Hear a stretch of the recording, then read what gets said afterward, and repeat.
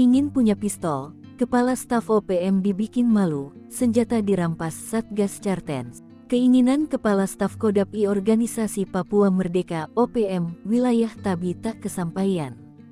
Pistol yang dipesan dari seseorang berhasil dirampas Satgas Damai Carten. Pria berinisial OM di Kabupaten Jayapura, Papua, ditangkap saat hendak menjual senjata api Senpi ke anggota Organisasi Papua Merdeka (OPM). OM hendak menjual Senpi ke anggota OPM berinisial SK. Satgas Ops Damai CARTENZ 2024 kembali berhasil menangkap Mo saat hendak melakukan transaksi jual beli senjata, kata Kepala Operasi Damai CARTENZ 2024 Kombes Faizal Ramadhani dalam keterangannya seperti dikutip Tribun Papua, Selasa tanggal 4 Juni tahun 2024. Mo ditangkap di distrik Depapre, Kabupaten Jayapura pada Senin 3/6 sekitar pukul 18:07 waktu Indonesia Timur. Saat itu, Mo hendak menemui SK untuk penjualan satu pucuk senjata api.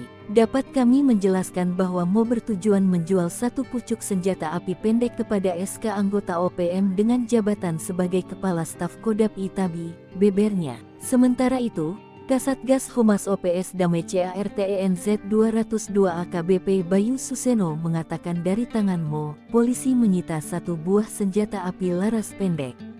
Selain itu, ada uang tunai dan kartu ATM. Penangkapan berawal dari informasi terkait keterlibatan Mo dalam penjualan senjata api ke OPM. Pihaknya kemudian mengikuti Mo dari rumahnya di Kampung Amai, Distrik Depapre, Jayapura. Mo ditangkap saat berada di Jalan Raya Depapre. Mo selanjutnya dibawa ke Posko Ops Damai Cartens untuk pemeriksaan lebih lanjut.